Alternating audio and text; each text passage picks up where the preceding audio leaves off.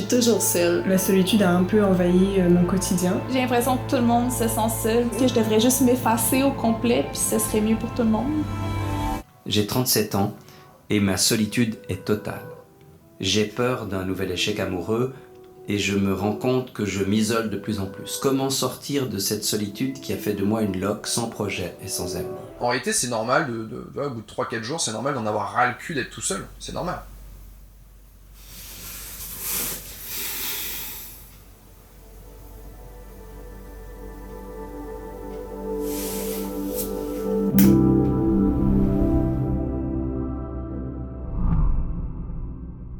Tout ça, je le ressens pas. Au contraire, je cherche justement à provoquer des moments où je peux me retrouver seul. Parce que c'est seulement dans ces moments-là que j'arrive à vraiment recharger mes batteries sociales et à me reposer physiquement. Mais j'ai l'impression que depuis la pandémie, il y a comme un cri de désespoir autour de la solitude. Je la remets absolument pas en cause, hein. Simplement, j'ai du mal à la comprendre. Parce que je suis totalement étranger à ce sentiment de détresse provoqué par la solitude. Alors quand je comprends pas un truc, je me renseigne. Je veux essayer d'en savoir plus sur cette notion qu'est la solitude. Pas seulement à travers des témoignages, mais aussi en m'appuyant sur des vrais chiffres, des études et des statistiques, en tout cas en France. Et voilà ce que j'ai trouvé.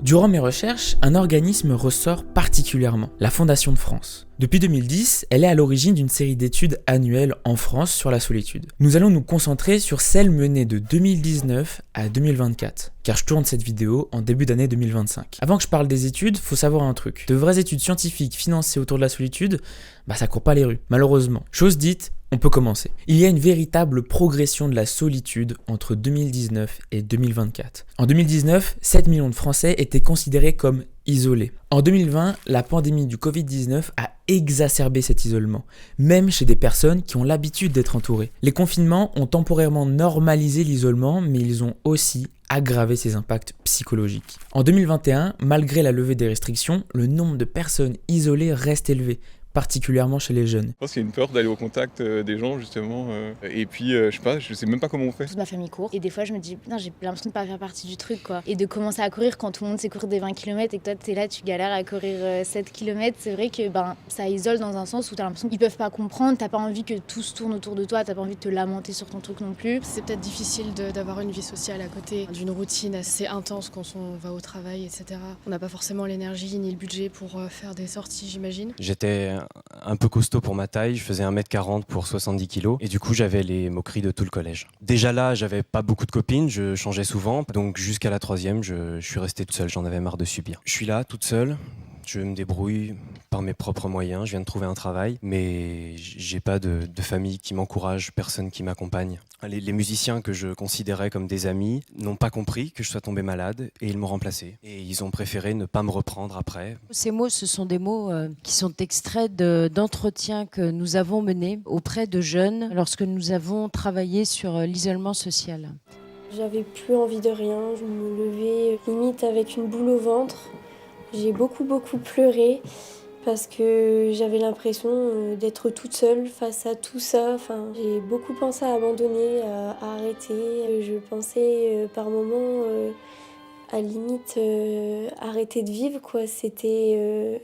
Comme je disais, les jeunes de 15 à 30 ans subissent en 2021 un isolement renforcé par la précarité économique et des conditions de logement difficiles. Les populations rurales où en 2019, les difficultés de mobilité accentuaient l'isolement. Les classes précaires et modestes, particulièrement touchées en 2023, où l'isolement y est souvent amplifié par les inégalités sociales. À savoir qu'en 2022, sur 2432 personnes interrogées, 77% considèrent que la solitude est un problème important pour la société. Sauf que cette dernière info provient d'une étude d'un autre organisme. C'est pour ça qu'en deuxième partie, j'aimerais comparer ces deux organismes.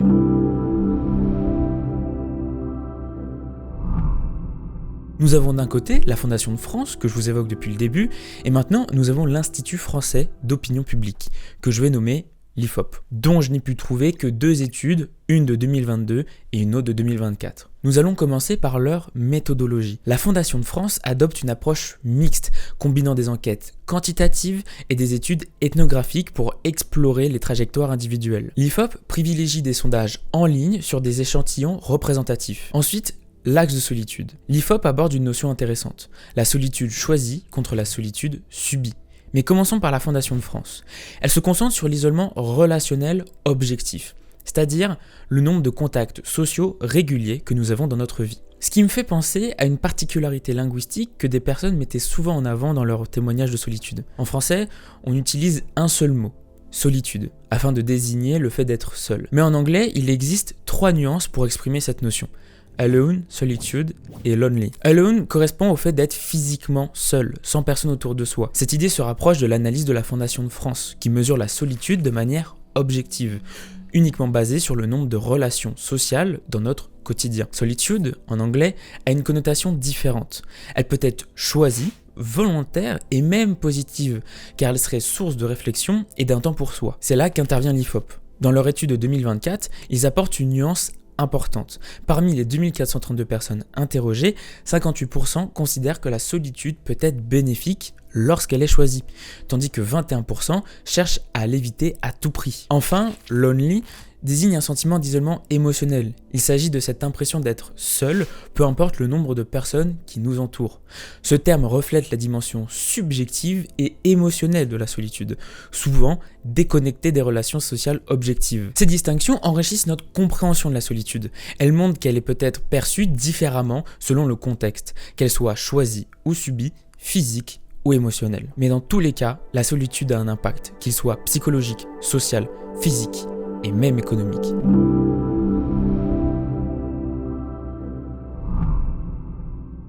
D'un point de vue psychologique, elle peut amener à des dépressions et des troubles anxieux fréquents, des troubles du sommeil comme des insomnies ou des difficultés à trouver un rythme, et malheureusement, des pensées suicidaires. Toujours sur les 2432 personnes évoquées plus haut, 34% d'entre eux déclarent en avoir déjà eu. Puis, nous avons les impacts sociaux, avec des ruptures de liens significatifs.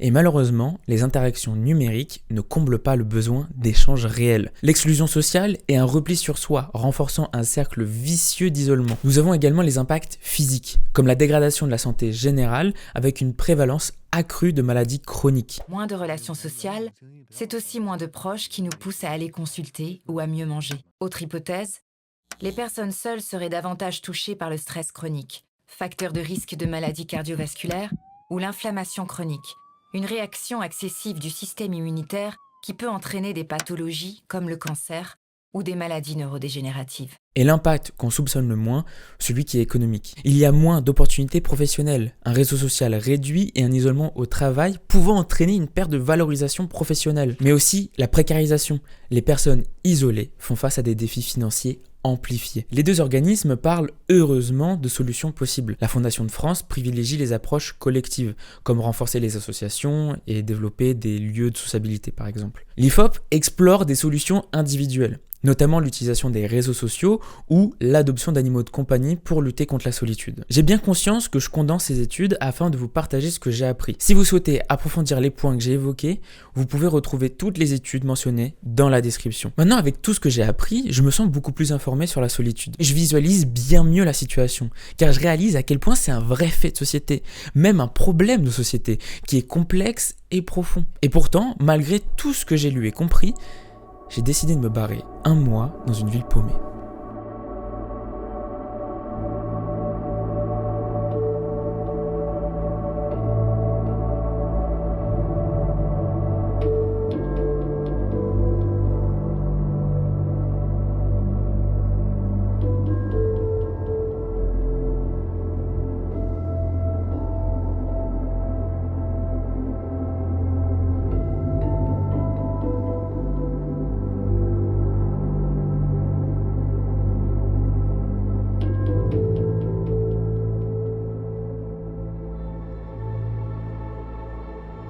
J'avais besoin de partir, de me retrouver seul. J'ai fait 2 ans d'alternance intensive et le peu de vacances que j'ai pu prendre, il y avait toujours un peu de taf. Pour dire, la première semaine d'isolement, j'avais encore du taf à terminer avant de vraiment pouvoir pleinement déconnecter. L'objectif, c'était de me confronter à la solitude, de voir comment elle est en vrai.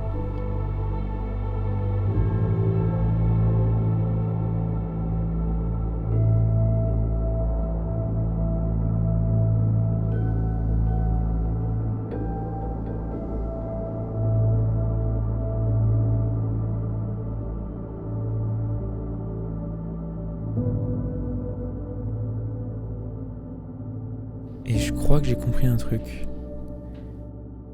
C'est que si j'aime être seul, c'est parce que je fuis les gens.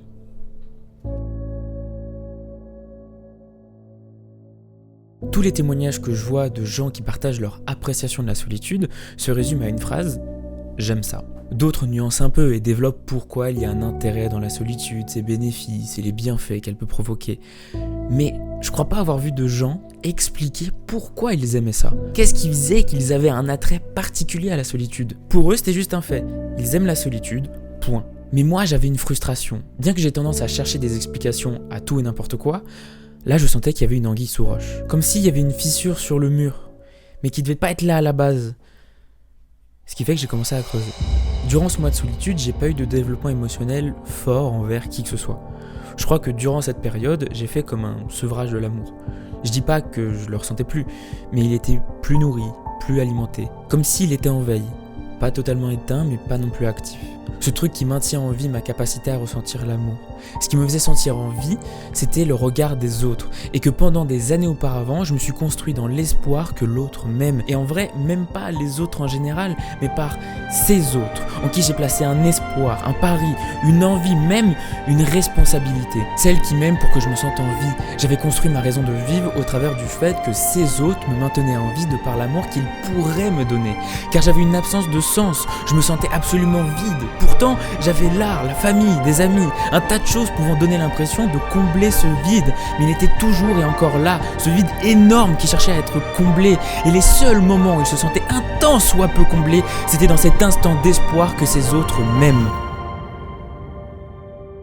J'ai senti qu'au fur et à mesure où je mettais ces petits espoirs sur ces gens, petit à petit, tous ces petits espoirs mouraient, l'un après l'autre. Parce que l'attente n'était pas à la hauteur. Peut-être parce que mes attentes justement étaient trop hautes par rapport à ce qu'ils allaient me donner, ou juste parce que la relation ne s'était jamais vraiment développée plus que ça. Et c'est normal, entre êtres humains, on ne peut pas être aimé par tout le monde. Mais à force, j'ai été blessé, je me suis senti mal. Je suis le premier à dire tuez votre ego. Mais là, il était en miettes. Ce qui fait que je me suis barré. Mais je crois que j'ai juste fui les gens parce qu'ils me faisaient trop mal. Et que c'était peut-être une manière pour moi de trouver une douleur plus tenable que le vide de l'existence. C'est un peu comme avoir une entaille au niveau de la cuisse, la regarder toutes les 5 minutes en espérant qu'elle se referme instantanément. Et que d'un coup, tu te fracasses la main pour te concentrer sur une nouvelle douleur. Mais la blessure à la cuisse, elle n'a pas bougé. Je sais que j'ai pu comprendre tout ça grâce à la solitude et en m'éloignant de toute source de stimulation excessive, de prendre du temps pour moi et avec moi. Je sais que la prochaine étape, ça va être déjà de mettre une attelle à cette pauvre petite main qui n'a rien demandé, mais ensuite de désinfecter la plaie qui est au niveau de la cuisse et de la laisser se soigner toute seule. La solitude est devenue un moyen de défense, un moyen de me protéger, ce qui fait que c'est pas une solitude naturelle, dans le sens où c'est une solitude que je me suis construite.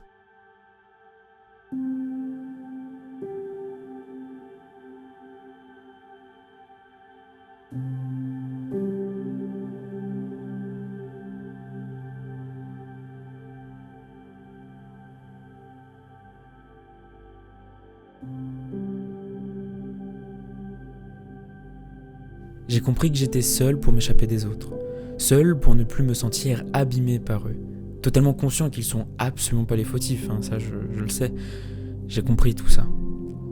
Mais je me sens pas de l'appliquer du jour au lendemain. En tout cas, pas dans sa totalité. Je veux me laisser le temps de souffler, d'accepter un peu plus de lumière. Hyper cryptique comme phrase, mais je crois que j'ai passé trop de temps dans le noir, tout seul. Maintenant, je vais plus espérer des gens, je vais plus attendre des autres qu'ils m'aiment, je vais plus vivre au travers des autres, je vais plus faire tout ça. C'est peut-être en soi une vidéo résolution de mon année 2025, un peu tardive, mais qui m'a permis de comprendre ce dont j'avais vraiment envie. Et donc, de profiter pleinement des relations que j'ai dans le présent.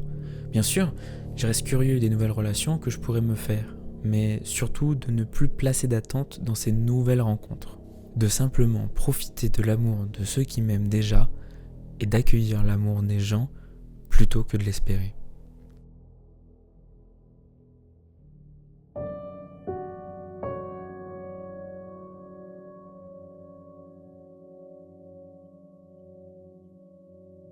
C'est pas pour autant que je vais arrêter de prendre des moments pour être seul, car je sais qu'au fond de moi, j'ai cette appréciation de la solitude. Je suis un introverti, bien que plutôt sociable, je reste un introverti.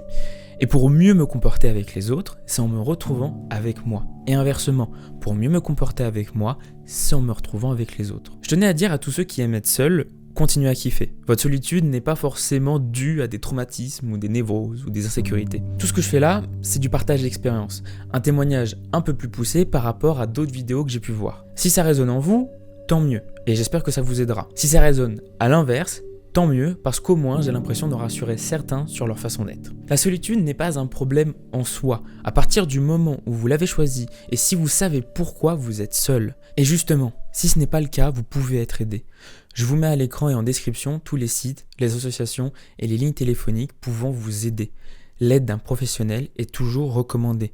Il y a des solutions pour tous les budgets, donc si vous avez besoin d'aide, allez la demander et on vous aidera au mieux. La solitude n'est pas une fatalité, ni même une solution. C'est un moyen de se retrouver afin de savoir comment on va vraiment. Car personne d'autre que nous-mêmes pourra savoir ce qu'on ressent vraiment à l'intérieur de nous.